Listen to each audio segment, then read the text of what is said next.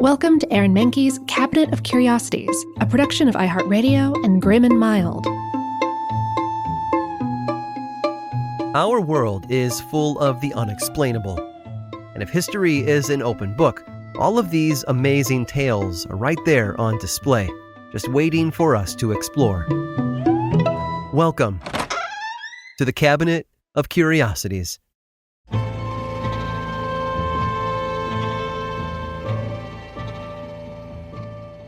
Sometimes the greatest institutions can come from the most unlikely places. The money-sharing app Venmo wasn't created by a tech company, but by two musicians looking for an easier way to split costs for their band.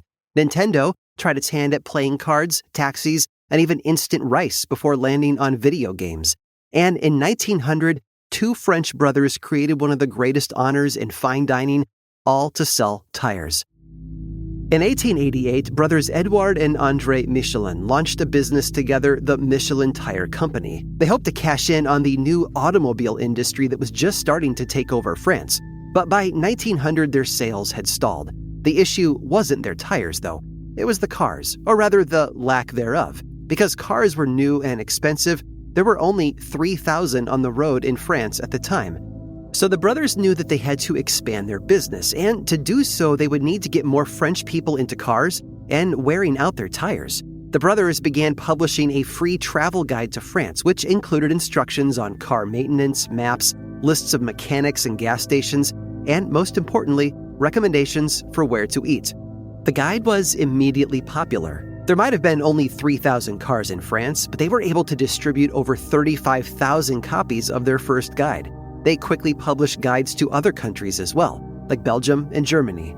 But the part customers seemed to like the most was the dining recommendations. When people were out on the road in a new part of the country, they wanted to know what was good to eat and where. So the Michelin Brothers decided to change the guide from a roadmap to a culinary compass. They hired a team of critics and food lovers to act as anonymous inspectors and sent them to restaurants across France.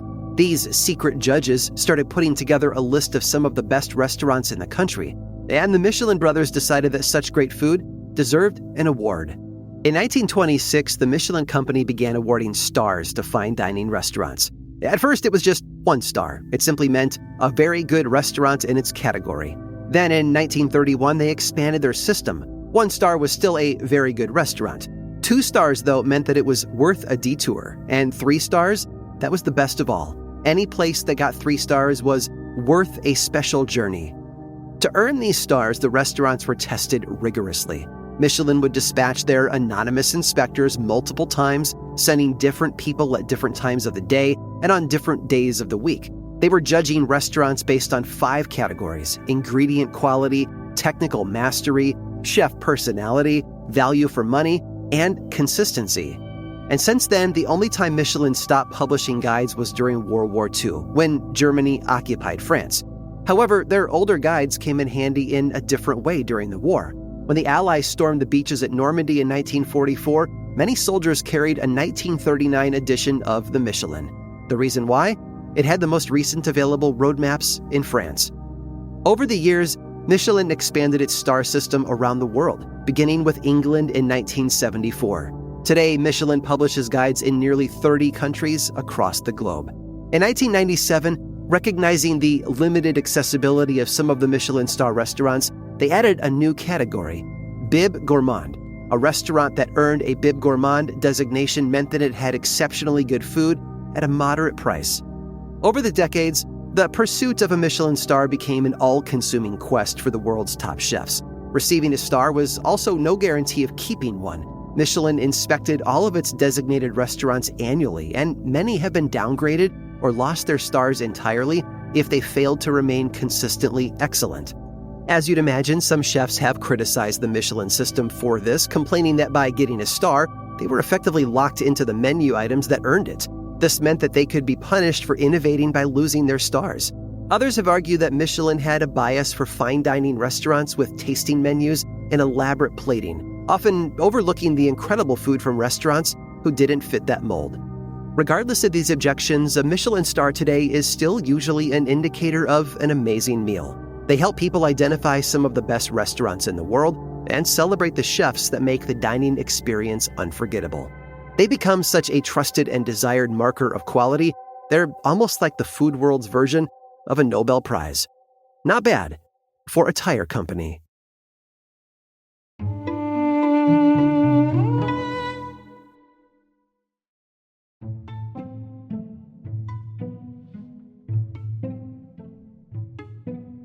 Everyone knows that chess is an ancient game. The European version has been around for many hundreds of years. Earlier forms originated in the medieval Islamic world before traveling west and becoming a crucial part of chivalric culture. Knights would play chess with each other to demonstrate their ability to think strategically and outmatch their opponent. The appeal of chess is one that remains constant into the present day. Its rules are complex but contain no hidden information. Once you know how all the pieces move, you've pretty much got everything you need to be a chess master. There's no hand of cards to hide behind, no fog of war, no power-ups that make an experienced player more physically powerful on the board. Both players have the same pieces before them and the same layouts on the board. Chess is all about starting on equal footing and learning to anticipate how your opponent thinks. Now, the oldest mention of the European version of chess comes from a Spanish-language book called The Book of Games. It was published way back in 1283 as a synthesis of chess rules from Arabic sources. And it's books like these that show us the long cultural lineage of the game. But even they do not predate the oldest chess pieces ever found. In 1831, on the coast of the Scottish Isle of Lewis, someone made a discovery that altered our perception of the game forever. It was a small trove of chess pieces, which were carved of ivory and may have been as old as the year 1200. These archaic figurines were exhibited for a while in Edinburgh, though some would find their way to the British Museum, where they would become the most iconic symbols of medieval chess. There are 79 pieces in all: 8 kings, 8 queens, 16 bishops, 15 knights, 13 rooks, and 19 pawns. Compared to an average chess set that holds 32 pieces, that's quite a lot.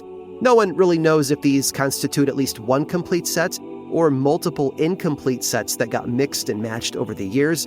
The ivory they're carved from is from walrus tusk and sperm whale teeth. At the time of the discovery, some had the trace stains of red mercury sulfide, implying that this was their original color before wear and tear reduced them to the color of aged ivory.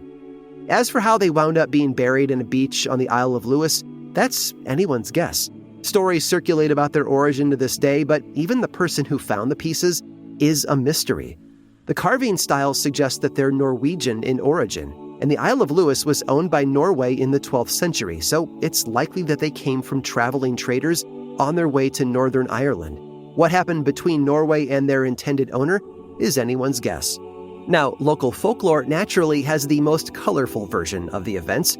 A Gaelic legend says that the chess pieces were part of a hoard of valuables stolen off of a ship in the 17th century. The sailor fled the scene on foot, buried the treasure, but was unable to return to collect his hidden prizes. He was captured and sentenced to death as a thief, leaving the horde of chessmen to wait until their discovery in 1831.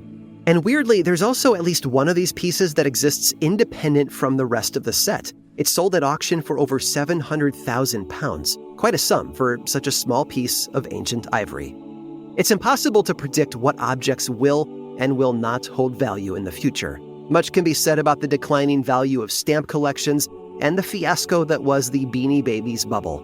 It honestly seems that the only reliable predictor of value is human interest, a concept proven by the Lewis chess pieces, because there are still chess fanatics today, just like there were back in medieval times. Few parts of social life have remained so consistent.